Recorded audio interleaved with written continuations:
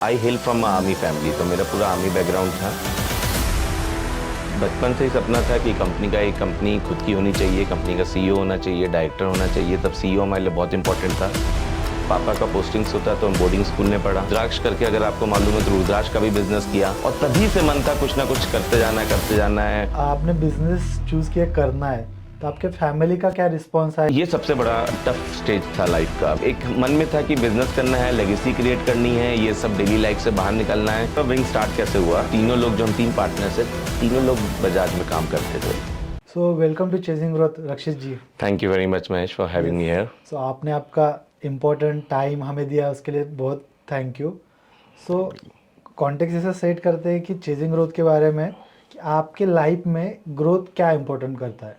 Okay. सो जब आप schooling थे, कॉलेज था, आपका अर्ली जो जॉब्स थे और उसके बाद बिजनेस, इस पूरे जर्नी में आपके लिए ग्रोथ क्या मैटर करता है? It's a very subjective question Mahesh. तो ग्रोथ ना हर स्टेज में मेरे लिए चेंज होता रहा है, ठीक है। तो जब मैं स्कूल लाइफ में था तो ग्रोथ तो हमारे उस समय था कि हम क्लास में सबसे ज़्यादा हाईलाइटेड रहे, वही एक ग्रोथ है, सक्सेस है। फिर once you start doing into professional life, उसमें ग्रोथ का एक बहुत डिफरेंट डेफिनेशन हो जाती है और हर साल तो साल चेंज होती रहती है। But overall if I look for a growth, बचपन से ही सपना था कि एक कंपनी खुद की होनी चाहिए, कंपनी का सीईओ होना चाहिए, डायरेक्टर होना चाहिए। तब सीईओ हमारे लिए बहुत इंपॉर्टेंट था। थोड़े बड़े हुए तब रियलाइज़ किया कि ऐसी कंपनी होनी चाहिए जिसमें हम सीईओज हायर करें। तो अभी मैं उसको ही ग्रोथ मानूंगा जब मेरी कंपनी इतनी बड़ी हो जाएगी कि I will have couple of companies and CEOs with in us. Sorted. Sir, जो आपका अर्ली डेज थे या बचपन से, वो जो कैसे इन्फ्लुएंस हुआ कि आप बीकॉम के लिए हुए या आपने बिजनेस की तरफ इंक्लाइन ज़्यादा हो चुके? क्योंकि उस टाइम पे ये बज़ वर्ड नहीं था बिजनेस स्टार्टअप, जो करेक्ट। 2016 से कि स्टार्टअप इंडिया आया है, 2020 के बाद या शार्क टैंक से चल रहा है कि स्टार्टअप करना है, सबके घर घर में बात हो रही है। राइट। तो जब आपने बिजनेस स्टार्ट किया था, जब सोचा था कि मुझे बिजनेस करना है, तो उस टाइम आपका जो बर्निंग डिज़ायर या क्या आपका इंक्लाइन हुआ था, किस पॉइंट ऑफ व्यू से? Very good question Mahesh. तो आई हेल फ्रॉम आर्मी फैमिली, तो मेरा पूरा आर्मी बैकग्राउंड था। तो बिकॉज पापा का पोस्टिंग्स होता तो हम बोर्डिंग स्कूल में पढ़ा। बोर्डिंग स्कूल में क्या होता है, आपको स्ट्रीट स्मार्टनेस बहुत आ जाती है। Right. तो धीमे धीमे थोड़ा सा स्ट्रीट स्मार्ट आ गया, कैसे सर्वाइव करना है वो समझ में आया। जब जब बोर्डिंग स्कूल से बाहर आके हम एक्सपोज हुए वर्ल्ड को, तब ये स्ट्रीट स्मार्टनेस दोस्त लोगों ने और जो न्यू बाहर के लोग थे उन्होंने अप्रिशिएट करना शुरू किया कि तुम में वो टैलेंट है कि यू कैन कन्विंस पीपल, तुम में टैलेंट है, जो तुम चाहो वो बात करवा सकते हो, मनवा सकते हो। तो that give me a ignite कि इस कुछ ना कुछ बिजनेस तो करना चाहिए आगे जाके। तो वहाँ से शुरू हो गया कि बिजनेस करना है। अर्ली डेज में जस्ट फॉर अ डिस्कशन मैंने रुद्राक्ष करके, अगर आपको मालूम है तो रुद्राक्ष का भी बिजनेस किया। तो सीखने के लिए किया, तब अपना ही फंड था, छोटा मोटा किया, लेकिन समझ में आया बिजनेस कैसे करते और तभी से मन था कुछ ना कुछ करते जाना है। एंड रही बात बीकॉम की, तो I was never a science person.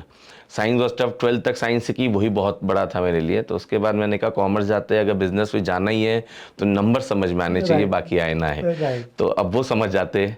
और जो बच्चा कुच्चा नहीं समझते थे, शार्क टैंक ने सिखा दिया है वो नंबर समझना। Okay, great. और जब आपने बिजनेस चूज किया करना है, तो आपके फैमिली का क्या रिस्पॉन्स आया, या जो आपके फ्रेंड्स थे क्लोज सर्कल वाले, उनका क्या रिस्पॉन्स आया कि क्यों रिस्क ले रहा है, ऐसा कुछ? जब ये सबसे बड़ा टफ स्टेज था लाइफ का, मैं आपको क्लियरली बताऊंगा कि जब हम लोग मैंने प्लान किया कि शुरू करना है, then I was a very senior position in Bajaj, I was working for Bajaj. एक सेट था लाइफ। हर 30 तारीख को मैसेज आ जाता था कि इतना अमाउंट आ गया है और उसके एक्सपेंसेस भी फिक्स थे, लाइफ सॉर्टेड थी। बिजनेस कॉल करना was a very tough call, लेकिन एक मन में था कि बिजनेस करना है, लेगेसी क्रिएट करनी है, ये सब डेली लाइफ से बाहर निकलना है। तो इसमें सबसे पहले फैमिली को कन्विंस करना पड़ा। Family was always in supportive, thanks to God. हाँ, हालांकि मैंने अपनी वाइफ को और सबको वादा किया कि जो 1 साल तक तो लाइफस्टाइल मेंटेन करेंगे ये वाली, उसके बाद देखेंगे बिजनेस कहाँ लेके जाता है। Right. तो 1 साल का सेविंग करके, जितना एक्सपेंसेस था वर्कआउट करके फिर किया। सो उनको भी अचानक शॉक नहीं लगा कि उनकी लाइफ चलती रही 1 साल तक वैसी जैसे भी चल रही थी। उसके बाद धीमे धीमे दे ऑल्सो एडजस्टेड कि हाँ ठीक है, it's not a normal routine, sometime they are good days, sometime they are bad days, मतलब is as simple as that. But हाँ, फैमिली ने बहुत सपोर्ट किया।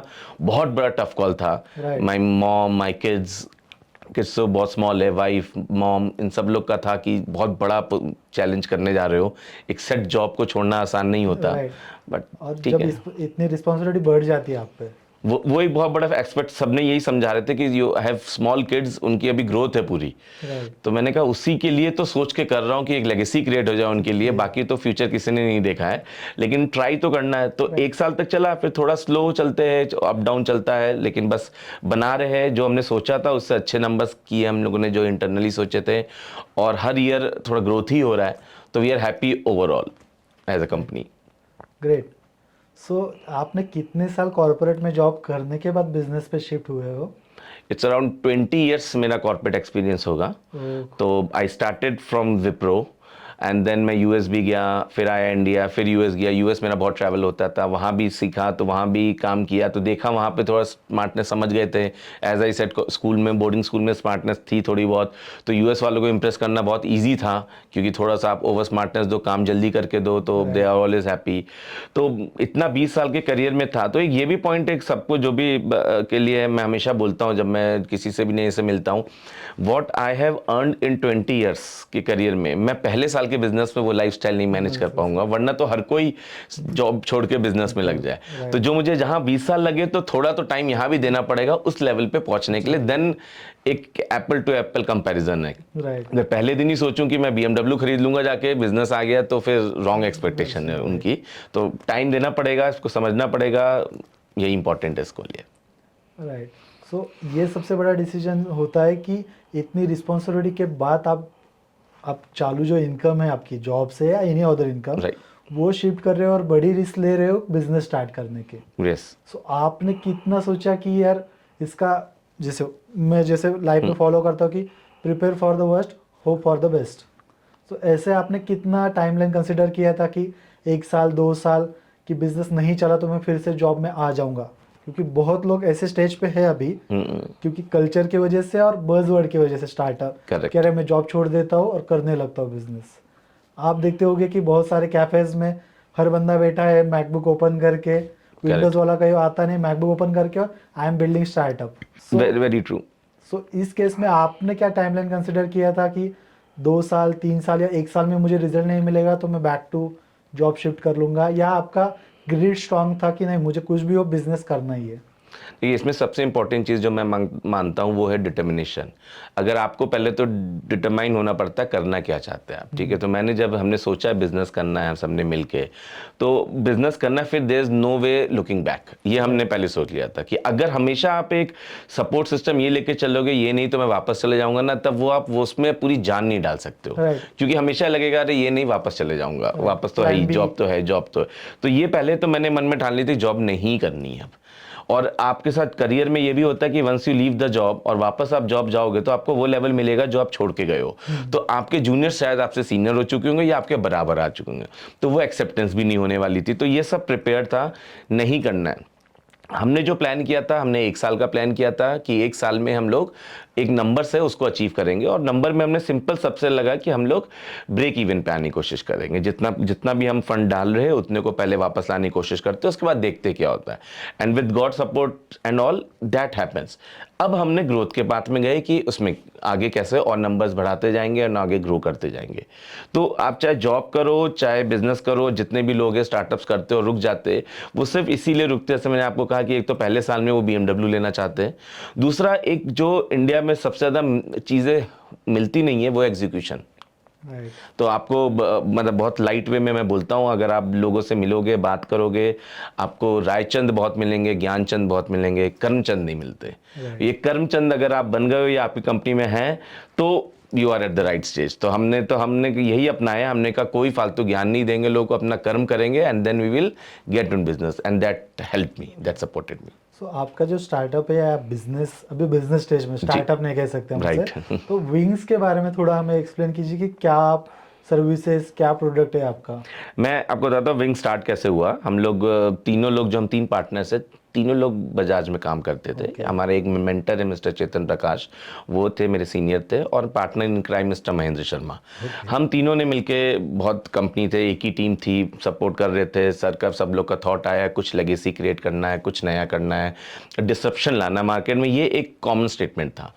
उन लोग ने ज़्यादा एक्सपीरियंस था इंश्योरेंस में, मेरा इंश्योरेंस में कम था, तो हमने इंश्योरेंस ही लाइन चूज़ की क्योंकि एक वो ईजी था, और हमें इस पर प्रॉब्लम स्टेटमेंट हमने आइडेंटिफाई किया बिजनेस जाने से पहले, और हमने कहा ये प्रॉब्लम स्टेटमेंट लेके चलेंगे और डिसरप्शन लाएंगे, और वही सोच के हम लोगों ने फिर विंग्स को फॉर्म किया। और विंग्स में भी हमारा, अगर आप लोगो देखेंगे तो 2 बार W आता है, सोर विद सोलिस। तो विंग्स में मतलब ही होता है, जो विंग्स होते हैं उसके 2 काम होते हैं, एक तो फ्लाई हाई करना, और दूसरा जब न्यू बेबी वो को बॉर्न होता है तो वार्मथ देता है। तो हम न्यू एंटरप्रेन्योर्स या जो हमारे एडवाइजर उनको सपोर्ट भी देते हैं और ग्रो भी कराते हैं। ये दोनों का प्रिंसिपल लेके हमने शुरू करना था। एंड देन वी प्रिपेयर, हम लोगों ने जैसे प्रॉब्लम स्टेटमेंट समझा कि जो इतने सारे इंश्योरेंस एडवाइजर्स हैं उनके पास से कोई टूल CRM का नहीं है। सबसे पहला बेसिक स्टेटमेंट ये था, ऐसा कुछ नहीं है कि वो हर चीज़ पॉलिसी मेंटेन कर ले। हमने छोटे से छोटा, बड़े से बड़े एजेंट से बात किया, सब एक्सेल में ही बेस्ड थे और किसी को क्लैरिटी नहीं थी, उनका हाफ डे से ज़्यादा एक्सेल में ही जा रहा था। That's how this thought came into this कि हम ऐसा टूल बनाएंगे जिससे सेल वाला बंदा सेल्स करे, नॉन सेल्स वाला बंदा नॉन सेल्स काम करे और एफिशिएंट बने वो। और काफ़ी टाइम लगा, काफ़ी इनपुट दिए, हमारा तो एक पूरा स्ट्रेटेजी थी, ब्लूप्रिंट, लोगों से भी इनपुट लिया, काफ़ी एडवाइजर से हमने मीटिंग्स की, उनके क्वेश्चंस लिए, तब जाके ये हमने टूल पूरा बनाया है। ये SaaS मॉडल पे अवेलेबल है, हम लोग एनुअल बेसिस पे हमसे लेते हैं, और अब पूरा क्लाउड बेस्ड है, सब अपना पूरा डेटा मेंटेन करते हैं, सिक्योर करते हैं, और जो भी उनको नोटिफिकेशन नजेस चाहिए वो हम सब उनको प्रोवाइड करते हैं सॉफ्टवेयर में। It's a beautiful tool, I must say. ये बेसिकली इंश्योरेंस इंडस्ट्री के लिए CRM टूल है। यस, जो अभी तक कहीं नहीं था। इसमें खाली CRM will be a very small thing, बोला इसमें CRM है, पॉलिसी मैनेजमेंट है, इसमें अपसेलिंग है, क्रॉस सेलिंग है, रिमाइंडर्स नोटिफिकेशन तो ऑफ CRM का पार्ट होता है, इसमें multiple things all put together है।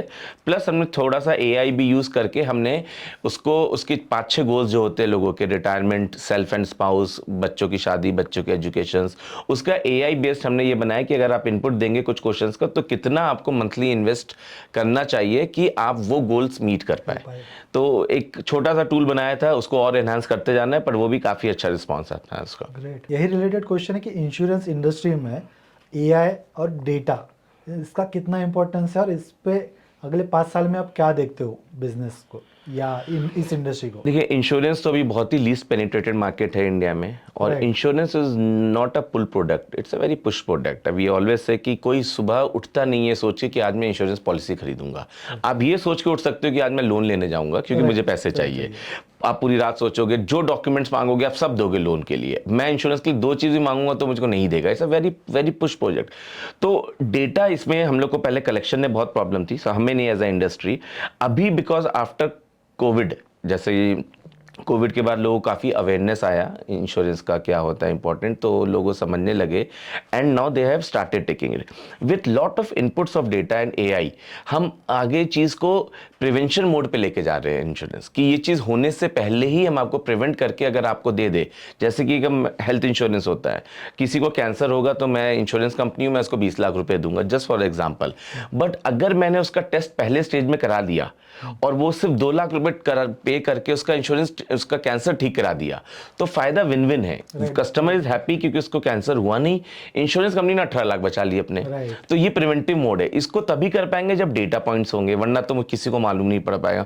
तो slowly and gradually industry had started moving to that level. और इसका जैसे कि प्री कोविड ये किस स्टेज पे था और अभी इस स्टेज पे है, तो इसके बेसिस पे आप क्या प्रेडिक्ट करोगे अगले 5 साल में insurance industry by using AI and data आगे बढ़ पाएगा, या क्या चेंजेस दिख रहे हैं आपको? बहुत बड़े बड़े चेंजेस अभी आ रहे हैं। प्री कोविड में तो बहुत सारे चैलेंजेस थे, ऐसे बताया मैंने का इंश्योरेंस तो ऐसे हमारे इंडिया में सब आयरन मैन है। आप किसी को हेल्थ इंश्योरेंस बच्चों बोले मुझे कुछ नहीं होगा, टर्म इंश्योरेंस, मैंने खुद, जब मुझे फर्स्ट टाइम किसी फाइनेंशियल एडवाइजर ने बोला था कि टर्म ले लो अगर आपको कुछ होता है, फैमिली को इतना पैसा, मैंने मुझे क्या होगा, ये एक पहले कोई, मैं पैसे क्यों दूं, मतलब ऐसा उस समय ये विश्वास ही होता कि हम मर सकते हैं या हमारे कुछ हो भी सकता। तो ये यही कन्विंसिंग तो पहले प्री कोविड में थी। जब कोविड आया काफी आई ओपनर हो गए कि भाई हो सकता है, आप कितने बड़े भी आयरन मैन हो, आपको तबीयत खराब हो सकती है। फिर लोग रियलाइज किए कि इंश्योरेंस की इंपॉर्टेंस क्या है, तो लोगों ने इन्वेस्ट करना शुरू किया। अभी ऐसे ही इन्वेस्ट कर करके अभी इतना सारा इंश्योरेंस पॉलिसी में अवेयरनेस आ गया लोगों को कि जहां भी स्टेप इन कर रहे या जो भी चाहते हैं कि मतलब हम लोग को इनपुट मांग ले, वो हम लोग कंपनी लोग वाले उनको प्रोवाइड कर रहे हैं। बेसिस दैट इनपुट बहुत सारा डेटा, बहुत सारा एआई सपोर्ट करेगा, और जो जो हम लोग को एक्सपेक्ट भी नहीं है वो सब मिलने स्टार्ट हो जाएंगे इंश्योरेंस। शॉर्ट टर्म इंश्योरेंस एक बहुत बड़ा है जो आगे एक्सपेक्ट कर रहे हैं। जैसे अभी कार का हुआ कि आप पूरे साल नहीं चलाते, आपकी कार आपके होम टाउन में है, आपके पेरेंट्स के पास, जब आप जाते हो 1 महीने चलाते हो, तो मैं बाकी 11 महीने का प्रीमियम क्यों भरूं when I am using only for 1 month. अब एडवेंचर स्पोर्ट के लिए गए, ट्रैकिंग के लिए गए, मुझे सिर्फ उस इवेंट के लिए इंश्योरेंस चाहिए कि मैं ट्रैक हुआ, मैं साल में 1 जनवरी को ही ट्रैक करता हूं, क्योंकि सबका वो एक रेजोल्यूशन होता है, उसके बाद भूल जाते हैं जाना ट्रैक। तो मैं एक ही दिन का इंश्योरेंस लूँ ना, कि अगर बाई चांस उस दिन मुझे कोई चोट लग गई तो कवर कर, मैं पूरे साल का इंश्योरेंस क्यों लूँ? तो ये सब चीज़ें अभी आएगी आपको, you will see all this coming. पहले 2015 के या 18 के पहले ऑफलाइन इंश्योरेंस ज़्यादा सेल होता था, अभी वो रेशियो ज़्यादा डिजिटली हो चुका है।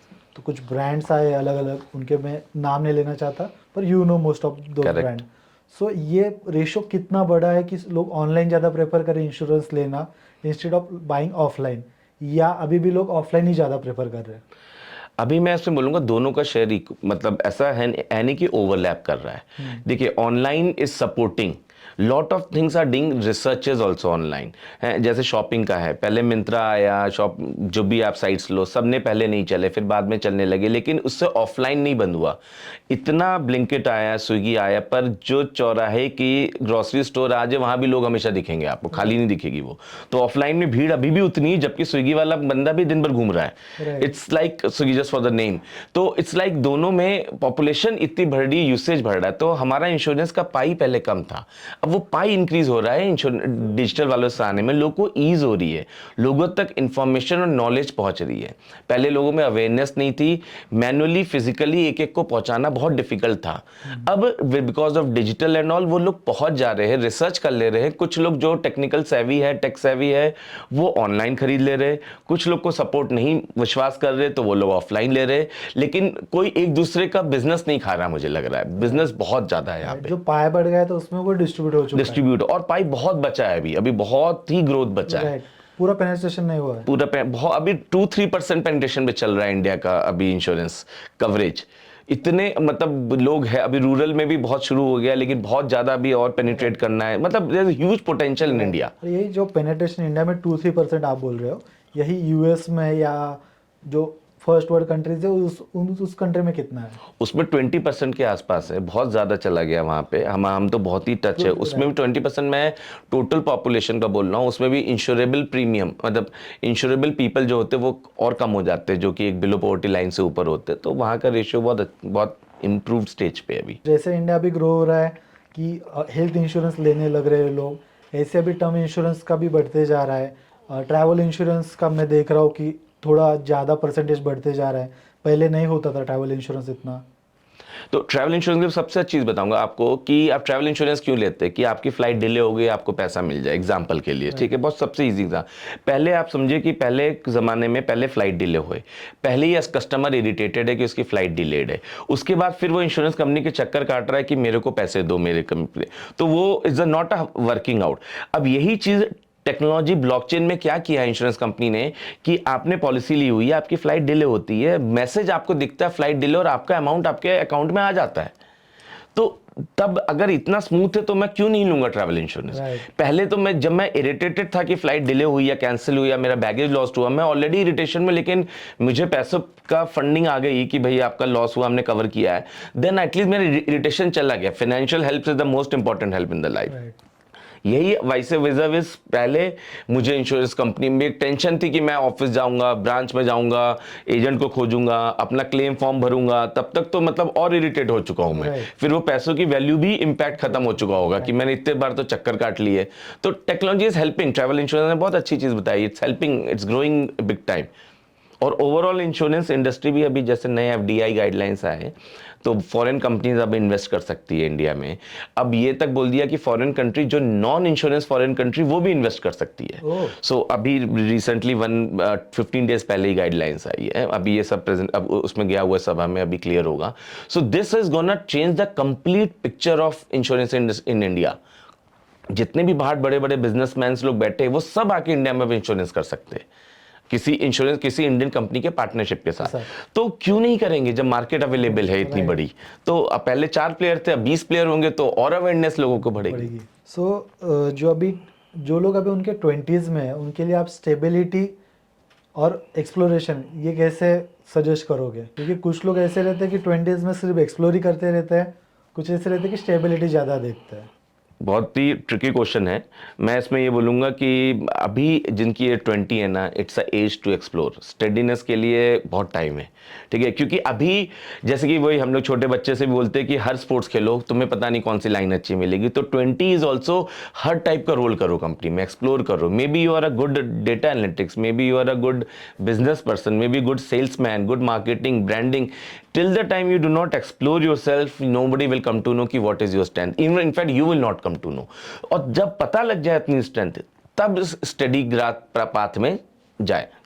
अगेन ये डिपेंड करता है पर्सन टू पर्सन। ये मेरा एक suggestion, it's not a written thing in Bible कि ये लिख दिया तो यही फॉलो करना है, but that what I think is to be done. एक सिमिलर क्वेश्चन उसके साथ ही कि जो अभी 25-28 एज में है और अर्निंग कर रहे सफिशिएंट और वर्किंग है, जॉब, बिजनेस, एनीथिंग, तो उनको आप एक या दो मनी टिप्स क्या दोगे कि जो उनके फाइनेंशियल सिक्योर करेंगे?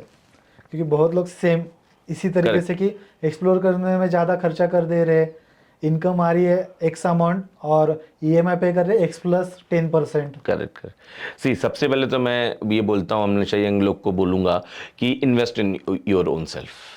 सबसे पहली लाइन, सबसे पहले जो आपका पेचेक आता है अपने आप पे इन्वेस्ट करो। जो लग्जरी है, चाहे कार है, चाहे बाइक है, चाहे क्लोथिंग है, ये सिर्फ फॉलो अप है। पहला इन्वेस्टमेंट अपने में कि मुझे क्या वीकनेस थी मेरे को क्या अगर मेरे का थोड़ा सा दिख रहा है कि मेरे को प्रेजेंटेशन वाला काम है और मैं एक अच्छे से प्रेजेंट नहीं कर पा रहा हूँ, तो go for a spend on yourself, go for classes which help you to do the public speaking. समझ में आ रहा है कि मेरा कंप्यूटर में काम बहुत जा रहा है पर मेरा एक्सेल फास्ट नहीं है या मेरा टाइपिंग फास्ट नहीं, go for that thing, spend on that. कोई कंपनी नहीं कराए। लोग अज्यूम ये करते कि ये तो आ जाएगा टाइम के साथ या कंपनी वाले ही मेरे को कुछ कोचिंग कराए। तो सबसे पहले तो अपना करें, उसके बाद जो बचता है, and that should be, and right now that is happening, that people are started investing in SIPs। अभी हम लोग जब इंटरव्यूज लेते हैं, कुछ लोग जो जिनका सेकंड जॉब होती है, जस्ट सेकंड जॉब, उनसे मैं जब सैलरी का जब नेगोशिएशन का डिस्कशन होता है, उनका ब्रेकअप लेता हूँ और पूछता हूँ क्यों ज़्यादा इतना एक्सपेक्टेशन क्या है। सो आई हैव सरप्राइज टू सी कि उनके ऑलरेडी 60 to 70% उनका SIPs चल रहे हैं रादर देन EMI।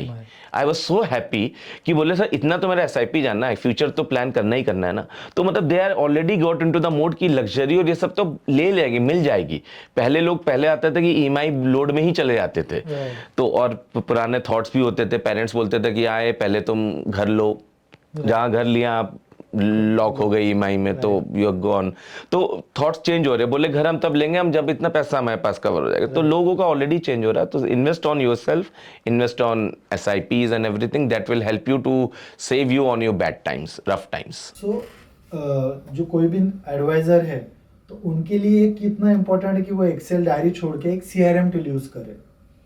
देखिए एक्सेल सब कुछ कर सकता है। मैं कई बार बोलता हूँ CRM से भी अच्छा हो सकता है एक्सेल, लेकिन एक्सेल इज वेरी वास्ट। आपके लिए आपको एक डेडिकेटेड बंदा चाहिए उसके एक्सेल के लिए, 1 2 3 डिपेंड ऑन योर बिजनेस। अगर आप इतना लिए तो आपकी डिपेंडेबिलिटी उस पर बढ़ेगी। अगर वो छोड़ के गया तो आपको नया बंदे को जिसने उस ढंग से एक्सेल बनाई है, सबका अपना अपना ढंग होता है। जैसे डायरी में आप अपने ढंग से नोट्स मेंटेन करोगे, मैं अपने ढंग से, सेम गोज विद एक्सेल।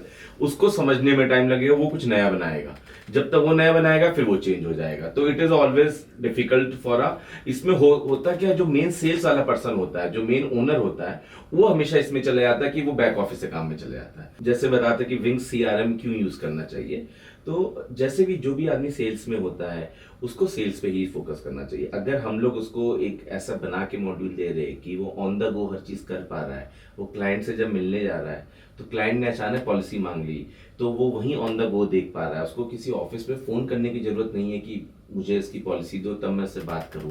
या अगर मेरे आप कस्टमर है मिस्टर महेश और मैं आपके पास जा रहा हूं तो मैं टूल में आपके बारे में पूरा देख के जा रहा हूं कि आप पे कितने बच्चे हैं, मैरिज का हुई, कुछ हुई, जो सब चीज अवेलेबल है, so that I can start the conversation in a smarter way rather than मैं सीधे जाके आपको बोल रहा हूँ कि मेरे से इंश्योरेंस ले लो आप। I can ask you about your kids, class है, उनके डेट ऑफ बर्थ से उनका समझ में आ सकता है। फिर मेरे को क्या सजेशन है इस एज के लिए, वो मेरा ऐप बता रहा है। आपने लास्ट टाइम मेरे टीम से बात कब की थी, ये सब मेरे को सीआरएम हेल्प करता है सेल्स करने के लिए। राइट, तो सेल्स में सीआरएम यूज कर रहे हैं बहुत सारे बिजनेसेस और सेल्स टीम भी, बट स्पेसिफिकली विंग्स जो आपने बिल्ड किया है स्पेसिफिक इंश्योरेंस इंडस्ट्री के लिए, तो वो डिफरेंशिएटर क्या है या यूएसपी क्या है नॉर्मल सीआरएम से आपका? हमारे 2-3 यूएसपी है। एक सबसे अच्छी यूएसपी है जिसमें सिंगल व्यू कस्टमर बोलते हैं। तो एक कस्टमर है हमारे, फॉर एग्जांपल मिस्टर एक्स, उन्होंने कोई भी पॉलिसीज ली है, कभी भी बात की होगी, उनकी फैमिली मेंबर्स की पॉलिसी होगी, तो लेकिन फैमिली मेंबर के अलग अलग नाम से पॉलिसी होगी, वाइफ के अपने नाम से होगी। तो हमारा सिंगल व्यू कस्टमर उनका पूरी हिस्ट्री दिखा देता है कि उनकी कितनी पॉलिसीज है, कितनी बार उन्होंने हमारे से इंटरेक्ट किया है और कौन कौन सी पॉलिसीज है, कौन सी नहीं है। So now when I meet that customer, I know the entire portfolio of that customer, which is not available in any of the CRM. तो मुझे मालूम है कि आपने कार इंश्योरेंस मुझसे लिया हुआ है, बाइक नहीं ली अगर मैंने देखा है पोर्टफोलियो में, या आपकी वाइफ का इंश्योरेंस नहीं दिख रहा मुझे मेडिकल में, देन आई नो कि मुझे डिस्कशन कहाँ लेके जाना है, वरना आप लॉस्ट है डिस्कशन में। कस्टमर से आप किस टॉपिक में बात करेंगे। तो डेटा पॉइंट ज्यादा आपके पास चाहिए उस कस्टमर का। तो वो सिंगल व्यू ऑफ कस्टमर मिल जाता है। प्लस हमारे बर्थडे नोटिफिकेशन वगैरह तो कस्टमर्स की फैमिलीज के भी आते रहते हैं, वो हेल्प करता है। और हमारा दूसरा यूएसपी है जो हम लोग क्रॉस सेलिंग करते हैं। तो हमारा टूल सिस्टम ये बता देता है खाली कस्टमर्स को फिल्टर करके कि कितने कस्टमर्स हैं आपके जिन्होंने ए पॉलिसी ली है और बी नहीं ली है। फॉर एग्जाम्पल मैंने आपको बताया, जैसे जिन्होंने कार पॉलिसी मुझसे ली है और हेल्थ नहीं ली, अब जो कार अफोर्ड कर पा रहा है उसकी हेल्थ तो होनी चाहिए। तो मैं उसमें जब फिल्टर, मेरे को खुद सिस्टम रिकमेंड कर देता है कि ये नहीं लिया। अब मुझसे मैं उनको प्यार से बात कर सकता हूँ, सर हेल्थ क्यों नहीं ले रहे अगर आपने कार ली है। एंड अगेन कार के ब्रांड पे डिपेंड करता है कि आपकी हेल्थ की पॉलिसी भी कितने रेंज की होनी चाहिए। तो ये सब एनालिसिस के लिए आपको सीआरएम टूल्स की हेल्प करते हैं, जो विंग सीआरएम आपको करके देते हैं। तो ये सारा जो डेटा है सेंट्रलाइज एक जगह पे, और स्पेसिफिकली इंश्योरेंस इंडस्ट्री के लिए विंग्स है, इतना मुझे अंडरस्टैंडिंग। यस, और सबसे इंपॉर्टेंट चीज इसमें जो होती है, हमारे पूरे इंश्योरेंस फंड में जितने भी एडवाइजर्स फ्रेंड्स हैं हमारे, उनके लिए मोस्ट इंपॉर्टेंट चीज होती है उनका डेटा, उनका कॉन्टैक्ट। उनके लिए वही स्ट्रेंथ है, वही बिजनेस है। आज मेरा कॉन्टैक्ट आपको मैं इंश्योरेंस देता हूँ, अगर ये कॉन्टैक्ट किसी और को चला गया, वो आपको इंश्योरेंस है, तो I will lose my customer. तो उनको हमेशा डर लगता है ये गायब ना हो जाए। ये और एक्सेल में रहेगा तो again risk of sharing is high, क्योंकि डेटा एंट्री का काम कर रहा है या फाइल मूव हो जाती है। तो हमने ये पूरा प्रोटेक्शन बनाते हैं, हम लोग इसको सर्वर में रखा हुआ है, AWS सर्वर में है, सिक्योर्ड है। इसमें अगर किसी को रिपोर्ट डाउनलोड भी करनी होती तो भी OTP, आपकी हर रिपोर्ट डाउनलोड हो जाती है विदाउट कस्टमर डिटेल। जहां आपने कस्टमर डिटेल के साथ रिपोर्ट डाउनलोड की, आपको OTP आएगा जो ओनर को जाएगा। सो ओनर है ऑलवेज, आप पॉलिसी नंबर से कुछ नहीं कर सकते हो। मुझे फोन नंबर और ईमेल इंपॉर्टेंट, मैं डाउनलोड ही नहीं करने देता हूँ जब तक कस्टमर OTP नहीं दे। कस्टमर खुद ओनर OTP दे रहा है, then there is no chances of risk. तो ये छोटे छोटे फीचर्स है, लेकिन बहुत क्रिटिकल और इम्पोर्टेंट फीचर है जो एक एडवाइजर को भी स्ट्रेंथन करते हैं कि मेरा डेटा बहुत सिक्योर्ड जगह है, सेफ जगह है, कोई मिसयूज नहीं कर सकता मेरा एम्प्लॉय, क्योंकि एम्प्लॉयज के मूव होते रहते हैं। आज किसी एक इंश्योरेंस एजेंट के पास से ब्रोकर, कल को दूसरा पैसा ज्यादा देगा, वहां मूव हो जाएंगे, और वो वैलिड भी है, वो उनके लिए वही ग्रोथ पाते हैं, वो करते सही है। पर डेटा भी रिस्क, मेरा तो डेटा भी जा रहा है, वो मुझे रोकना है, तो उसके लिए ये टूल्स बहुत जरूरी होते हैं। Thank you Rakshit ji for coming, और हमारे सारे ऑडियंस को इतना इन डिटेल नॉलेज देने के लिए, इंश्योरेंस इंडस्ट्री का और बिजनेस पॉइंट ऑफ व्यू से सारी चीज़ों को देखने के लिए। Thank you Mahesh for having me, and first of say कि मतलब congratulate you for the podcast, and I tell request everyone whoever is view कि सेफ्टी की जैसे इंपॉर्टेंट होती है वैसे भी इंश्योरेंस इंपॉर्टेंट है, and I love to visit again to you all. Yes, thank you. Thank you.